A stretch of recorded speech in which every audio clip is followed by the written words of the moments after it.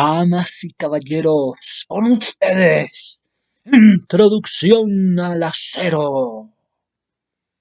Hablar así. Introducción al acero. Vamos a ver la estructura del acero, cómo se comporta. Primero vamos a hablar algo muy general, después veremos ventajas y desventajas. El acero se considera de gran resistencia. El acero se considera que tiene poco peso, tal vez por algo así como lo que dirían por los formatos. El acero, facilidad de fabricación. Podemos ver un poco de historia después. El acero y sus propiedades son muy interesantes, cada una de las propiedades. Las vamos a ver cada una. La primera, ¿por qué dicen que es de alta resistencia? Será bajo el peso de las estructuras que se dice que es de alta resistencia. Es por la unidad de peso. Por la unidad de peso. Y la importancia en grandes puentes, en edificios altos, tiene importancia y mucha el acero en las estructuras de los puentes, en los edificios altos, en estructuras de deficiencia en la cimentación. Tenemos que el acero se caracteriza por su alta resistencia, como primera mirada, así por encimita. Tenemos una combinación excelente. Ahorita vamos a hablar por qué se dice que son tenaces. Tienen una combinación excelente de alta resistencia con ductilidad. Son propiedades muy llamativas. ¿Y por qué? La ductilidad es la propiedad que tiene el material para soportar grandes deformaciones sin fallar, bajo esfuerzos de tensión alta, sin fallar. Y la unión de la alta resistencia con la ductilidad, o sea, la ductilidad es esa propiedad que tiene el material para soportar grandes deformaciones sin fallar, soportar bajo esfuerzos altas tensiones sin fallar. Hay una prueba de tensión y a eso le han llamado cuando esté el acero dulce bajo contenidos de carbono. Dentro de las pruebas que se le hacen para la ductilidad está el acero dulce. Ya veremos por qué se le denomina así dulce y cuáles son las variables. El acero dulce bajo un contenido de carbono. Tenemos que acero con un contenido del carbono. ¿Y qué ocurre? Una reducción considerable de la sección transversal. Digamos que está dividido en secciones, la estructura la han dividido en secciones. También lo pueden dividir en canales o en secciones. Así es. Entonces, cuando la prueba de tensión existe, ¿qué pasa? El acero tiene un bajo contenido de carbono y ocurre una reducción considerable de la sección transversal, por ejemplo. Además, ocurre un alargamiento en el punto de la falla. Ocurre un alargamiento además en el punto de la falla. Las pruebas de tensión son para los miembros estructurales que son sometidos a cargas normales. ¿Y qué pasa? Se desarrollan altas concentraciones. Se desarrollan altas concentraciones de esfuerzo. Sí, en varios puntos, en varias secciones. Ante la falla, ¿qué ocurrirá? Y ante la falla, ¿qué ocurrirá? Se preguntarán. Sigamos conociendo más propiedad. Ya tenemos que el acero tiene una propiedad muy llamativa, alta resistencia. Tiene otra propiedad llamativa, la ductilidad. Pues sí, es que es un material sin esta propiedad. Será muy duro y será muy frágil. Ok, esto es muy importante, ojo a esto. Si no tuviera la propiedad de la ductilidad, el acero se volvería muy fuerte y al mismo tiempo muy frágil. Entonces los que se creen muy fuertes de pronto también son muy frágiles y en cualquier golpecito que les ocurra, pues se quiebran. Entonces se vuelven tiesos, se vuelven duros y muy frágiles. Y donde cualquier cosa se rompen, en cambio, la ductilidad como que le ofrece al acero esa resistencia y sin esos límites, sino que es apta para otra propiedad que vamos a nombrar ahora, una ampliación de estructura. El acero es importante porque genera esa nueva mirada en medio de los materiales, una ampliación en medio de las estructuras, porque estábamos hablando que si no tuviera la propiedad del acero de la ductilidad, pues sería muy firme, muy duro, muy frágil al mismo tiempo, porque ante cualquier golpe se destruye. Y eso ocurre en medio de la naturaleza, es muy normal. La ductilidad de los aceros es importante. Es una estructura que permite fluir localmente con esos puntos. Ok, nos imaginamos una estructura, una como esta, y imaginemos que está dividida en secciones o en puntos. ¿Qué pasa? Que la ductilidad le permite a la estructura como autochequearse, como revisarse en cada una de las divisiones para ver localmente esos puntos y cuando se está analizando y se está fluyendo en cada uno de esos puntos, pues se genera como esa resistencia, evitando fallas prematuras, dicen, fallas prematuras. Eso ocurre. Asimismo, existen las sobrecargas. Sin grandes deflexiones ofrecen evidencia de la falla. Sí, cuando hay sobrecargas, pues se representan, se reflejan en deflexiones. Se presentan evidencias de falla. Y a esto han llamado algo así como una cuenta regresiva. Como que, uy, esa estructura está en cuenta regresiva, pilas. Sí, ¿por qué? Porque se le ha hecho una sobrecarga y son grandes las deflexiones y ofrece evidencia de falla. Ocurre eso también. Ok, sigamos. Ya hablamos las principales razones por las cuales el acero pasa a ser conocido por un material que genera esa amplitud en las estructuras. Se adoptan a, bueno, adaptaciones ocurren, se pueden añadir las llamadas crujías e incluso también se pueden añadir más secciones o llamadas también de otra manera alas enteras a esas estructuras de acero existentes ya. Y mira que la ampliación en medio de las estructuras de parte del acero pues, ocurre con frecuencia en medio de los puentes. Se pueden ampliar puentes, se pueden ampliar alas enteras. Es importante la tenacidad. ¿Qué tenacidad? ¿Cuál es esa tenacidad? Pues que es resistente y que también tiene la propiedad de la ductilidad. Es decir, que no se quiebra en el golpe, sino que tiene una resistencia y unos límites más allá. Eso es interesante, la tenacidad. Y dicen que la tenacidad es una propiedad del material para absorber energía. ¿Quién iba a imaginar? La tenacidad también sería conocida por esa capacidad que tiene el material, una propiedad que tiene el material del acero para absorber energía en grandes cantidades. A eso me refiero también. No solamente tiene esa propiedad de amplitud de estructura, yo sirvo para ampliar las estructuras, sino que también para empezar a producir en grandes cantidades. De hecho, el acero se vuelve importante por esas dos razones. Se vuelve importante para las industrias, para las industrias de las estructuras, que se desarrollan en altas concentraciones de esfuerzos en varios puntos. ¿Qué ocurre?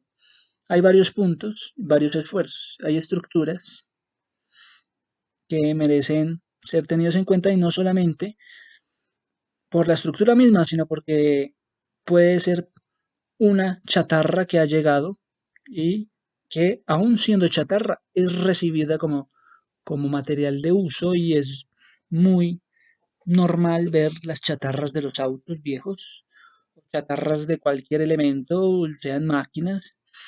Las chatarras son de un uso muy importante, pues en medio de la industria del material de la estructura del acero. Tenemos que las la tenacidad, bueno, cubre esos aspectos. El acero está cargado de, será capaz de resistir grandes fuerzas. Dicen, el acero es capaz de resistir grandes fuerzas hasta que se presenten grandes fuerzas. Entonces el acero resistirá grandes fuerzas. Y que implica también a los miembros de acero. Durante su fabricación, durante su montaje, ¿qué ocurre? No se pueden fracturar sin fracturarse, por favor, siendo posible el doblarlos, siendo posible el martillarlos, haciéndolos posibles en el corte, haciéndolo posible, no lo puedo creer, no solamente haciéndolos posibles en el doblar, en el martillar, en el cortar, sino también en el taladrar, sin recibir daño alguno, sin recibir daño aparente. Esto es impresionante, esto es increíble. Que a ese material durante la fabricación se le pueda hacer eso y que no genere ninguna fractura. Un martilleo los doblan, los perfiles los doblan, les pueden martillar, les pueden cortar, les pueden taladrar y no hay daño aparente. ¿Quién puede aclararme eso? Es un material distinto. Tenemos otra propiedad muy importante, es la uniformidad, y las propiedades no cambian con el tiempo. Además, es que no cambia con el tiempo el acero. Usted no cambia con el tiempo. Está como el acero, no cambia con el tiempo. Como si fuera una estructura de concreto reforzada que no cambia con el tiempo. Tenemos también la propiedad de la elasticidad, que siempre genera inquietudes, hipótesis en los diseñadores de estructuras.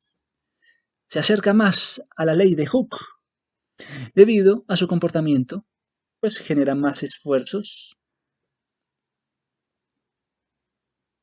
y los momentos de inercia llegan al conocimiento, llegan a nosotros los momentos de inercia en una estructura de acero, que deben calcularse en tanto que esos valores que son obtenidos son imprecisos para una estructura de concreto reforzada. Entonces, los diseñadores se apoyan en, bueno, esto ya lo podemos explicar más adelante, pero sin embargo, se apoyan en manuales y gracias a esos manuales ocurre lo siguiente. Puede ser que para reconstruir una casa necesiten un perfil laminado de acero y resulta que este ha sido descontinuado. Para eso tienen que guardar los diseñadores todos los manuales donde está descrita las dimensiones de cada perfil del acero, los diferentes perfiles para tener así cómo pedir, saber lo que uno va a pedir. Tenemos otra propiedad, pasamos de la propiedad de la uniformidad, que no se cambian con el tiempo, la propiedad de la elasticidad, donde habla del comportamiento y de los momentos de inercia, en los cuales se centra la mirada de los diseñadores de estructuras. También hay otra propiedad llamada la durabilidad. Sí, hay condiciones. Si su mantenimiento es adecuado, durará indefinidamente. Increíble que sea indefinido la duración del material del acero.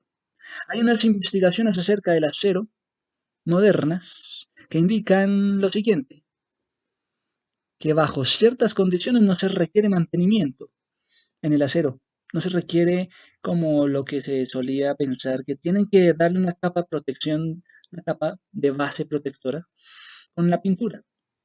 No, en el acero no ocurre eso. No necesita una capa protectora como la pintura, como, como la madera, que sí necesita. Una capa solvente.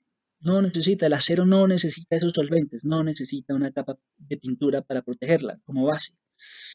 Eso es una buena estructura. Me dan ganas de seguir hablando del acero. ¿El acero se fabricó en dónde? En Estados Unidos. Hasta finales del siglo XIX había un inglés que prestó su apellido para que le dieran a él el logro. El logro fue para el uno que prestó el apellido, pero el otro se había adelantado en el tiempo, ya lo había hecho. Tenemos las ventajas, que ya las estamos nombrando a medida que estamos también hablando de las propiedades del acero. ¿No es increíble? Por medio de los metales, por medio de las propiedades de los metales, se hablan de las ventajas. Me gustaría aclarar un concepto.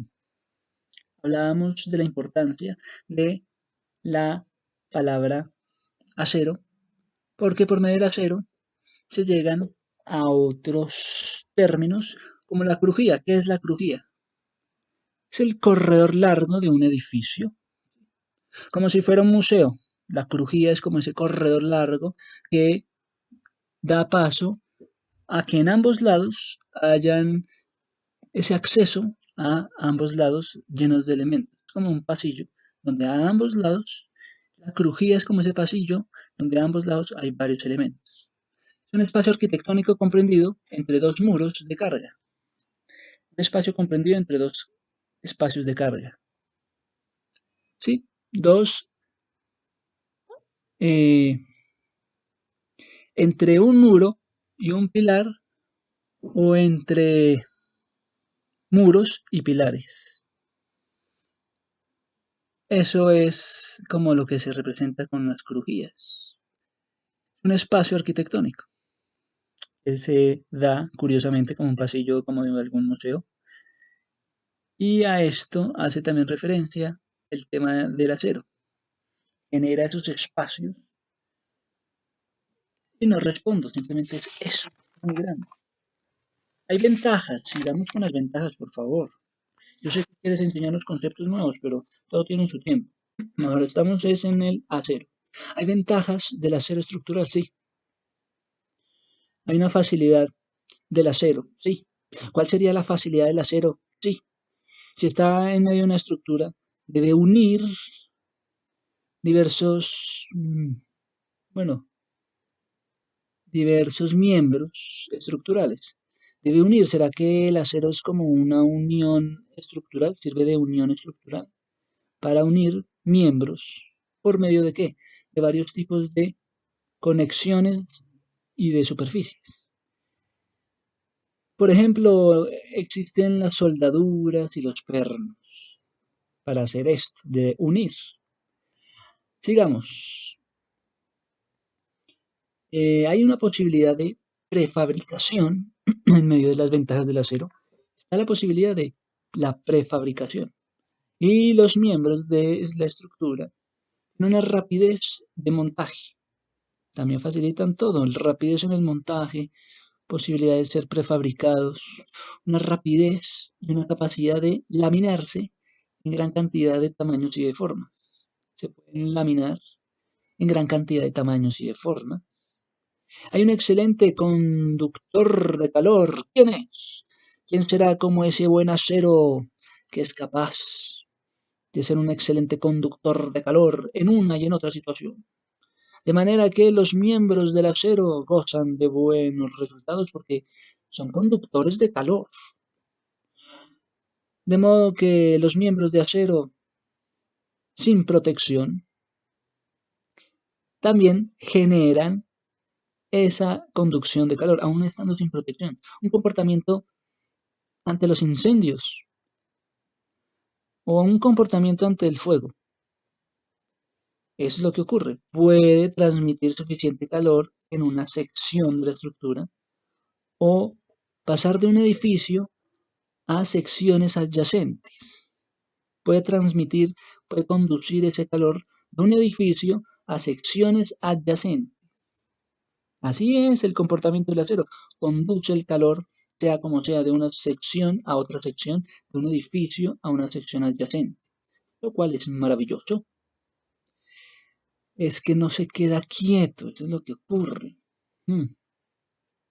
Bueno, así como por encimita, eso es algo maravilloso.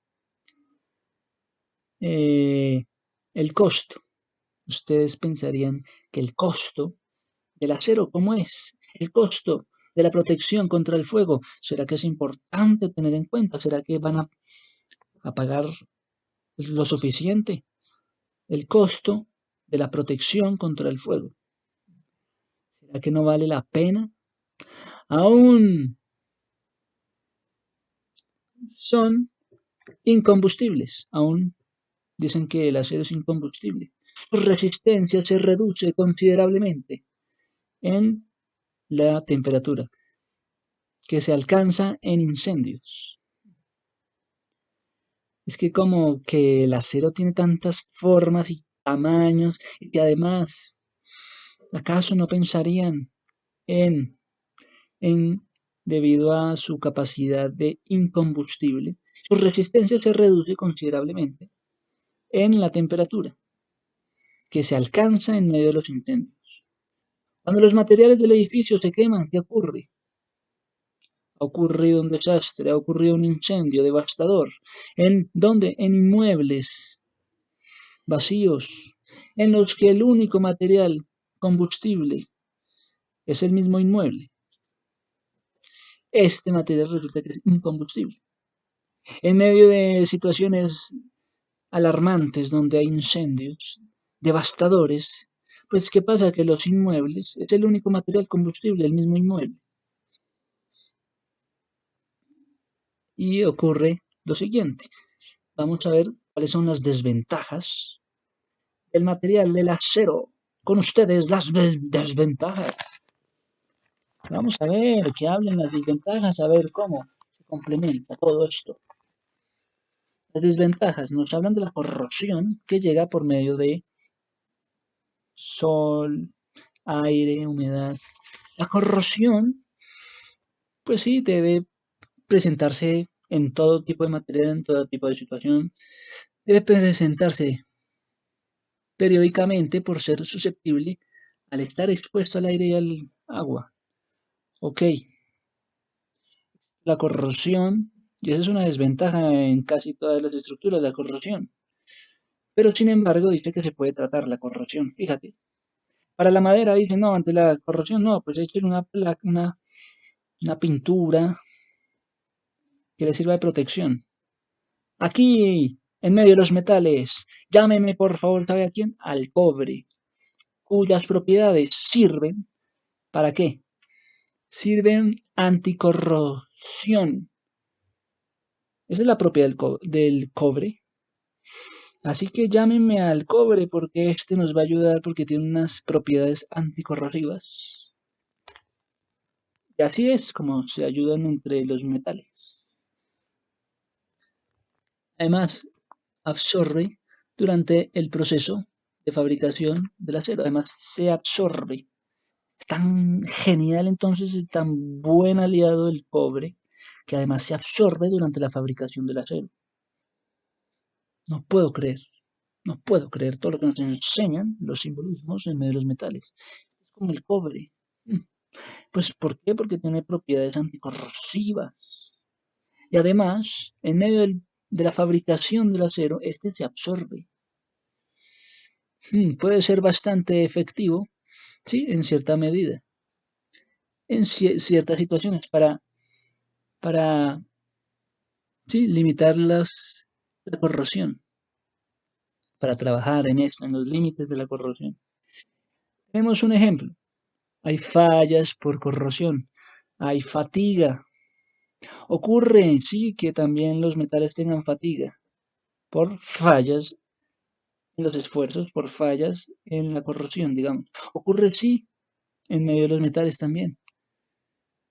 Y se someten a los esfuerzos cíclicos.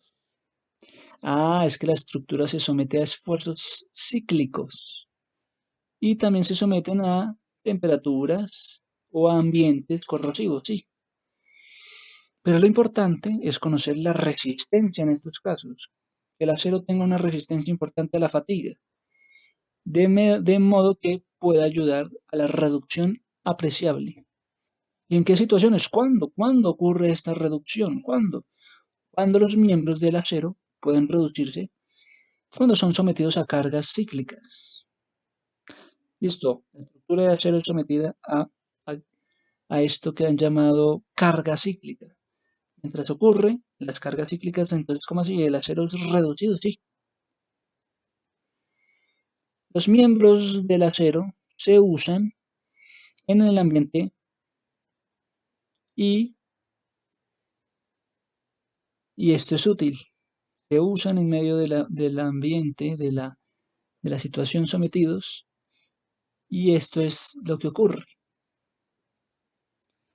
Tenemos más acerca de las propiedades y todo esto ocurre de la siguiente manera. La estructura del acero la podemos ver en ampliaciones, en puentes y en edificios más altos.